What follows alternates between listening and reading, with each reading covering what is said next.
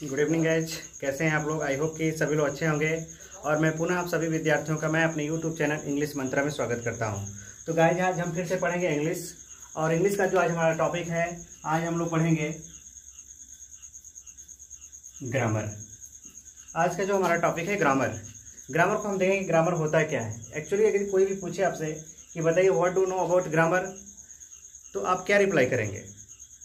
तो guys grammar का मतलब होता है कि grammar is the branches of knowledge, यानी कि जो व्याकरण होता है ज्ञान की क्या होता है, शाखा होता है।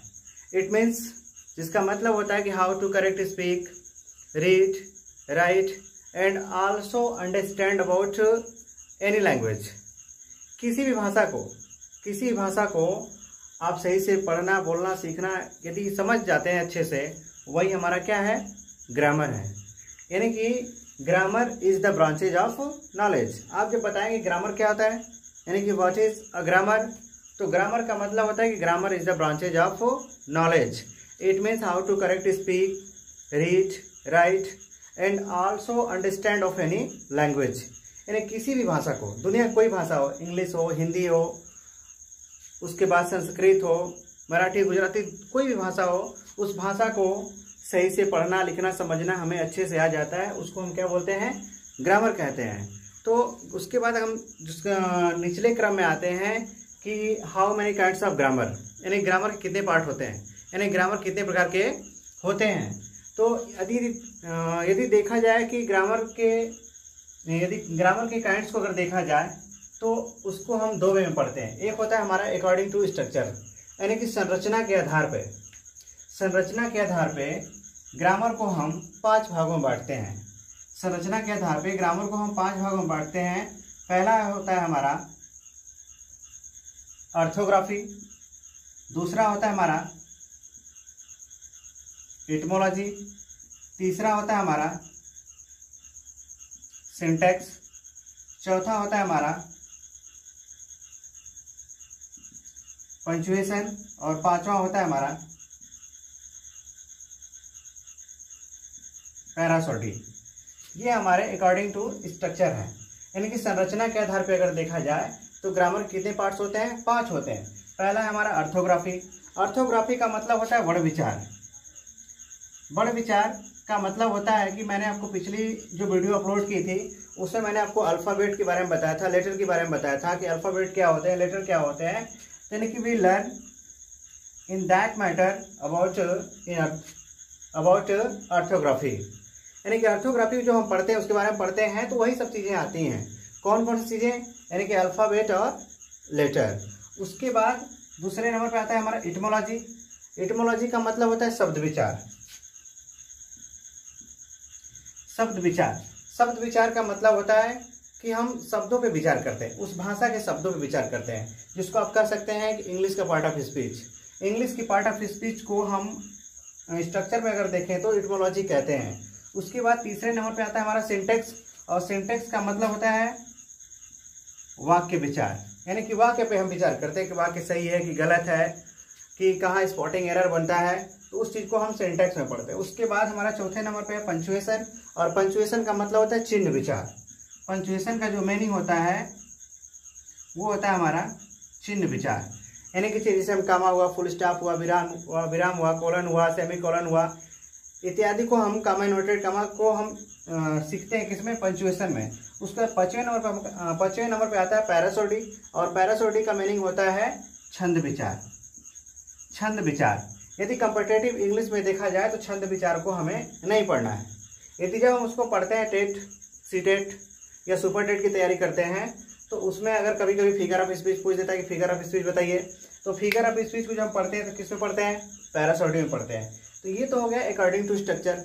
यानी कि यदि पूछे कि how many kinds of grammar, तो यदि उसमें अगर दे दिया जाए कि अकॉर्डिंग टू स्ट्रक्चर, संरचना के आधार पे ग्रामर के कितने प्रकार होते हैं, तो आप बताएंगे कि 5 होते हैं। कौन कौन, ऑर्थोग्राफी, एटिमोलॉजी, सिंटैक्स, पंक्चुएशन और पैरासोडी। ऑर्थोग्राफी का मतलब होता है वर्ण विचार, उसके बाद एटिमोलॉजी का मतलब होता है शब्द विचार, उसके बाद सिंटैक्स का मतलब होता है वाक्य विचार, पंक्चुएशन का मतलब होता है चिन्ह विचार, और पैरासोडी का मतलब होता है छंद विचार। उसके बाद जो दूसरे नंबर पे आता है आपका, वो होता है अकॉर्डिंग टू मीनिंग। यानी कि मीनिंग के आधार पे ग्रामर को कितने भागों में बांटा गया, यानी कि मीनिंग के आधार पे ग्रामर को कितने भागों में बांटा गया है। तो गाइस मीनिंग के आधार पे यदि देखा जाए तो ग्रामर को 2 भागों में बांटा गया है। ये होता है हमारा वर्ड्स ग्रामर और दूसरा होता है हमारा सेंटेंसेज ग्रामर, यानी कि शब्दों का व्याकरण और वाक्यों का व्याकरण, यानी कि शब्दों का व्याकरण और वाक्यों का व्याकरण। और उसी को यदि हम मॉडर्न ग्रामर में पढ़ते हैं, जब हम आधुनिक ग्रामर पढ़ते हैं तो इसी वर्ड्स ग्रामर को हम बोलते हैं वर्ड क्लासेज और सेंटेंसेज ग्रामर को बोलते हैं स्ट्रक्चर क्लासेज। यानी कि इसके पार्ट को बता दिया जाता है ना कि हमको यही पढ़ना होता है वर्ड्स ग्रामर और सेंटेंसेज ग्रामर। वर्ड्स ग्रामर के अंतर्गत आपका आता है क्या क्या चीजें आती हैं, नाउन, उसके बाद pronoun, adjective, verb, adverb, preposition, उसके बाद कंजक्शन,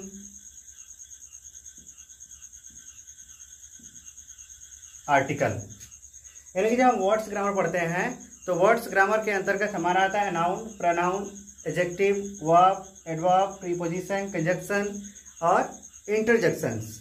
जबकि जब हम सेंटेंसेस ग्रामर के बारे में पढ़ते हैं तो सेंटेंसेस ग्रामर पे हम अगर फोकस करते हैं तो उसमें हम वॉइस पढ़ते हैं, नरेशन पढ़ते हैं, सिंटैक्स पढ़ते हैं और पंचुएशन पढ़ते हैं। सारी चीज़ों को उसमें हम क्या करते हैं, सेंटेंस पे देखते हैं कि सेंटेंस पे जो हमारा पंचुएट सेंटेंस जो है अच्छे से पंचुएट हुआ है कि नहीं हुआ है, कहीं स्पॉटिंग एरर तो नहीं है, नरेशन सही से चेंज हुआ है कि नहीं, वॉइस चेंज हुआ कि नहीं, तो उसका हम अध्ययन करते हैं सेंटेंसेस ग्रामर में।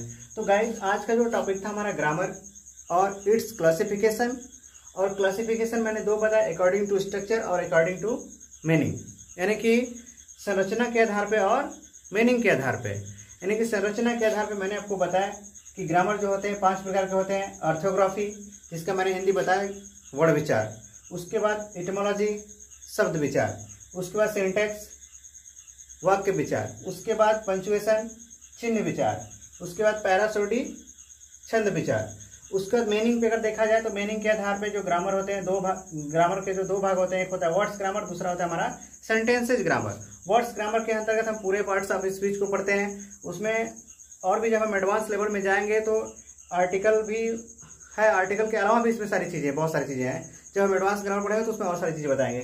उसके बाद सेंटेंसेज ग्रामर है, सेंटेंसेज ग्रामर मैंने बताया वॉइस, नरेशन, पंचुएशन, ये सारी चीज़ों को हम सेंटेंसेज ग्रामर में कवर करते हैं। तो गाइज आज के लिए इतना ही। यदि मेरा वीडियो आपको अच्छा लगे तो इस वीडियो को लाइक और सब्सक्राइब जरूर करिएगा और बेल आइकन को भी दबा दीजिएगा ताकि हमारे हर एक वीडियो का नोटिफिकेशन आपके यहाँ आसानी से पहुँचता रहे। So thank you for watching my video.